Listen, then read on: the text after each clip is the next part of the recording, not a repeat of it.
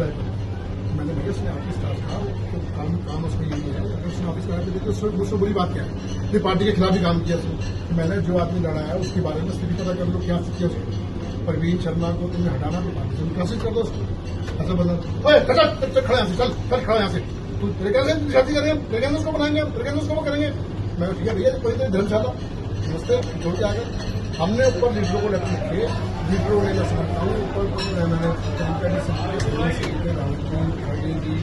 जितने हमारे लीडर हैं, जो हमारे जो जनरल सेक्रेटरी भी हैं, मैंने उनको भी लेटर लिखे, किसी ने कोई जवाब नहीं दिया। इससे पहले ही मैंने लेटर लिखे थे जब यूथ कांग्रेस से चुनाव हुआ, तो यूथ कांग्रेस से चुनाव के अंदर मुझे किसी ने जवाब नहीं दिया और कोई मेरे पर बात नहीं है। जबकि मुझसे वादे किए गए, जयंती नटराजन ने मुझसे वादा किया, हाजी निजामुद्दीन जी ने मुझसे वादा किया, दानी सरदार साहब ने मुझसे वादा किया, लेकिन किसी ने अपने वादे को पूरा नहीं करवाया, ना किया। मैं समझता हूँ इन्होंने सबने अपने वादे के खिलाफत करी, मुझे राजनीति का शिकार बनाया गया। अब कोई चुनाव तो था नहीं, तो मैंने जाना था, लेकिन मेरे साथ जो बदतमीजी की गई या जो ब्लॉक अध्यक्ष को हटाया जा रहा है अपनी मर्जी से, जिसको मर्जी बना रहे हैं। मेरे से पहले भी 2 ब्लॉक अध्यक्ष चेंज कर रहे थे, कभी मैं चुप हो गया, कोई बात नहीं, लेकिन उसमें से वो दोनों काम करने वाले मामले थे।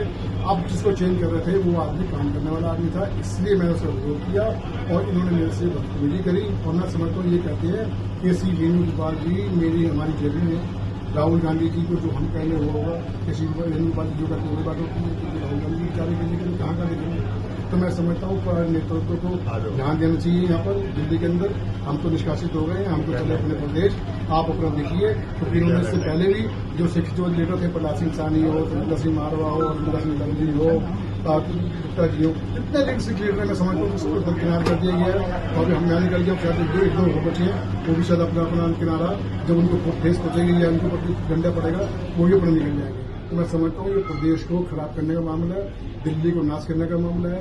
जब तक ये आदमी यहाँ पर रहेगा, मैं समझता हूँ पार्टी उभर नहीं सकती, पार्टी को नाश करने का काम करेगा। सिर्फ बंद कमरे के अंदर जाकर काम करने का काम करता है। ये राहुल जी की करने की बात करता है।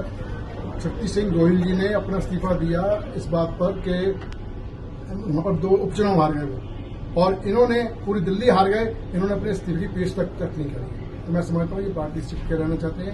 अजय माकन जी का इनको सहारा है, अजय माकन जी से अनुरोध करना चाहता हूँ इनको ज़्यादा तवज्जो ना दें। अजय माकन जी बहुत समझदार लीडर हैं, उनको समझना चाहिए, जैसे आप लोगों से बच के रहना चाहिए।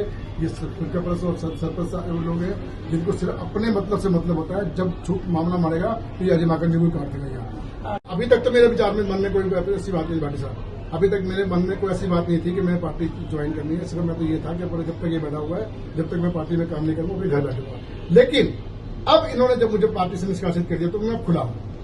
अब मैं सोचूंगा भाई मैं कहाँ जाना चाहता हूँ, ये क्या करना चाहता हूँ, तो मैं सोचूंगा उसके अंदर। तो अब तो मैं खुला आदमी, कोई ऐसी बात नहीं है। तो मेरे को, मैं पार्टी से नहीं निकला, मुझे निकाला गया, तो मैं उनका बहुत बहुत धन्यवाद करता हूँ निकालने के लिए और मुझे आजाद करने के लिए। आपका बहुत बहुत धन्यवाद, आपका बहुत बहुत सलूट आपको कि आप जैसे घटिया लोग पार्टी के प्रदेश के अंदर रहेंगे तो यही हाल होगा।